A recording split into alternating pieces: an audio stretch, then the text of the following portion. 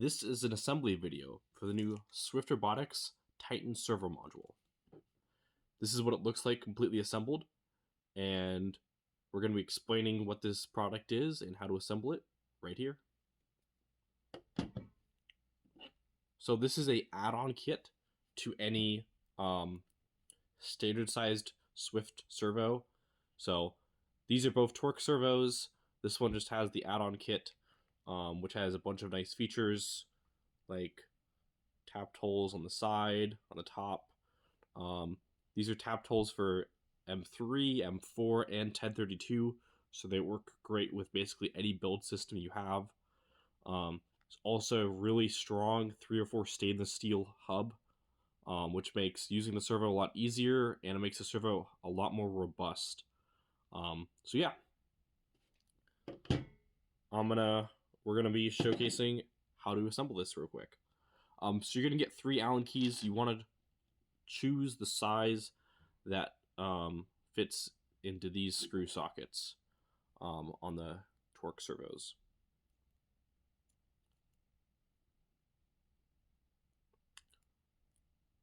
And you just want to loosen all 4 of these.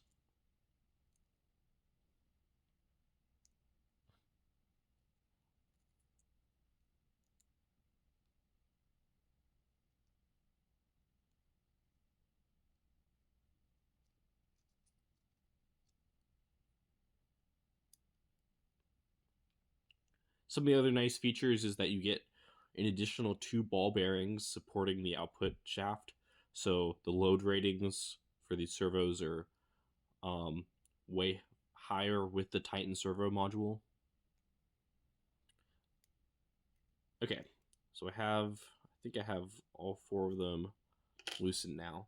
So now what I want to do is hold the spline with my finger and take the top piece off like this. Like that. Make sure this bearing stays on. If it's not, it's probably under here. Okay, next we're going to take the new top piece and just push it right on, like so. And then we can set the Allen key that we used to the side, and we're going to want to grab these screws, and we're going to put them in to these spots.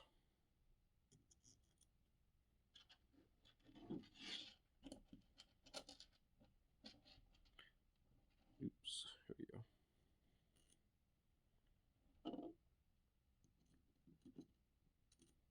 Okay, when screwing in these 4, they are very small screws, so they're easy to strip the head of the screw. So use very little force. You can also put a tiny bit of Loctite on it if you were never planning to change the top of the servo again back to the original. But if you are planning to, then I would avoid that. In our experience testing these, we never used Loctite, and we never had a problem with them unscrewing themselves. But if you're not planning to do that, then Loctite will not hurt. Okay, so I have all 4 of those tightened now. Once again, I used a very little amount of force. It does not take that much force to hold this piece on. To be honest, it's like a secondary. Those 4 screws are kind of secondary. This piece already has features to made it to the lower half without the screws. So yeah, they're not super important. Okay, so now we just want to take these bearings and press them into here. And now, before I mount the output hub, I have a little piece of SWYFT channel here. And I'm just going to show you some of the various ways you could use to mount this thing. So this might be something you want to do, or something like this, or you might want to do something like that, or like this, or maybe like this, or like this. Like, there's a whole bunch of different ways to mount this. In addition, these 2 holes are 1032, so they're great for if you want to use a servo for like an FRC application. Additionally, on this piece, we also have 1032 holes. Those are these big ones at standard spacing. We also have the M4 that matches like the Go Build It pattern, and we also have M3 that matches the Rev Motion pattern.